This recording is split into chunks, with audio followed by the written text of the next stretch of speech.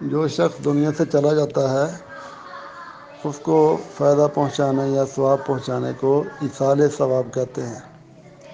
اس کے طریقے جو شریعت نے بیان کیے ہیں نا وہ یہ ہیں۔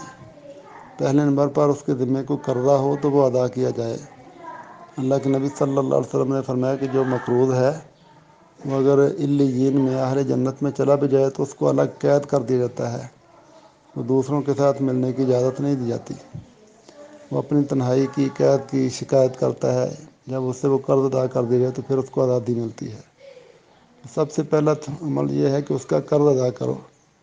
بدقسمتی سے ہمارے لوگوں کو اس طرف خیال نہیں آتا، تو ایصال ثواب اگر کرنا چاہتے ہیں تو پہلے نمبر پر اس کا قرض ادا کریں۔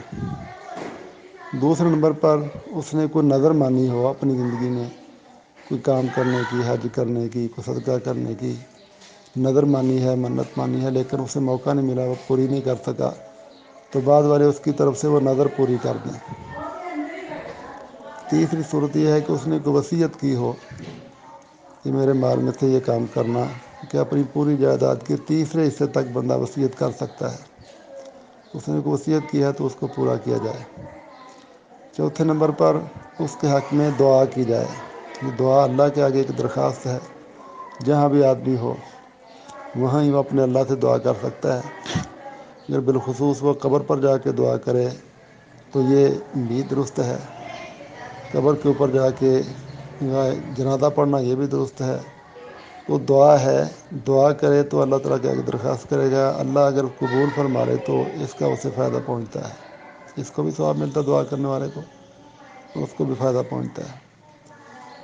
یہ طریقے ہیں۔ پانچویں نمبر پر اس نے اپنی زندگی میں کوئی صدقہ جاریہ کیا ہو تو وہ جب تک چلتا رہتا ہے اس کا اجر اسے ملتا رہتا ہے، اعمال نامے میں لکھا جاتا رہتا ہے۔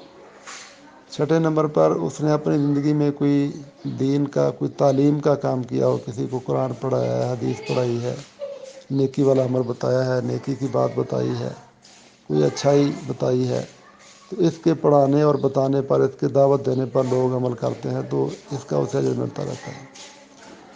ایک یہ ہے کہ اس کی اولاد اگر صالح ہو تو جتنی نیکیاں بھی اولاد کرے گی سب کے برابر اس کو اجر و ثواب ملے گا۔ اولاد چونکہ انسان کا اپنا کسب ہوتا ہے، کوئی جنم دیا ہے، اس کو پالا ہے، اس کی تربیت کی ہے، اس پر بہت خرچہ کیا ہے، تو اس تعلق کی بنیاد پر اولاد جو بھی نیکی کرے تو خواہ اس کی نیت ہو یا نہ ہو، یعنی بعض لوگ تو نیت کرتے ہیں نا کہ یہ قربانی میری ہے اور یہ میرے باپ کی طرف سے ہے، ایسے نہیں، جتنی توفیق اللہ نے دی ہے وہ قربانیاں کریں، سب کا اجر اللہ تعالیٰ ماں باپ کو بھی دیتے ہیں۔ نماز پڑھیں گے بچے، روزہ رکھیں گے، قرآن کی تلاوت کریں گے، کسی سے اچھا سلوک کریں گے، رشتہ داری کو اچھا ملائیں گے، اچھا اخلاق دکھائیں گے، جتنی بھی نیکیاں کریں گے تو سب کے برابر ماں باپ کو اجر ملتا ہے۔ بدقسمتی سے ہمارے لوگوں کو یہ بھی خیال نہیں ہے کہ وہ اپنے ماں باپ کو ثواب پہنچانے کے لیے یا فائدہ پہنچانے کے لیے اپنے آپ کو نیک بنا لیں، نمازوں کی پابندی کریں، قرآن کی تلاوت کریں، گناہ کام چھوڑ دیں، اچھے کام کرنا شروع کر دیں، اپنے رویے اور اپنے کردار کی طرف بھی توجہ نہیں کرتے۔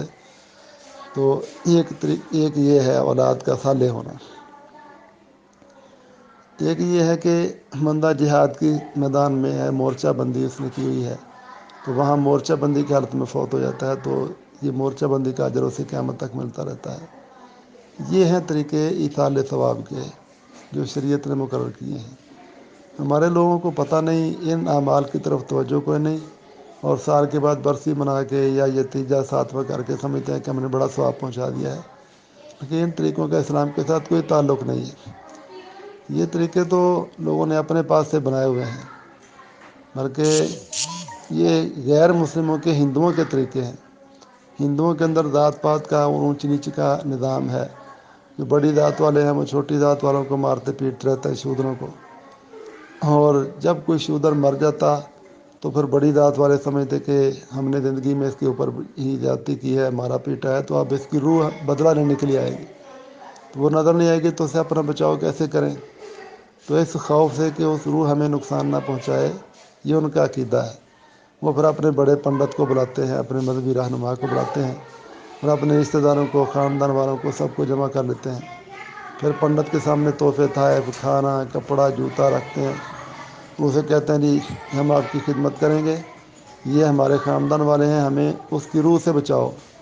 تو وہ کو منتر منتر پڑھ کے پھونک مارتا، کہتا ہے بس ٹھیک ہے میں اس کو روک لوں گا، میں جانوں اور وہ جانے، تمہیں کوئی نقصان نہیں ہوگا۔ تو وہ بڑے خوش ہوتے، تو اس کی خدمت کرتے جاتے کہ ہم بچے رہیں گے۔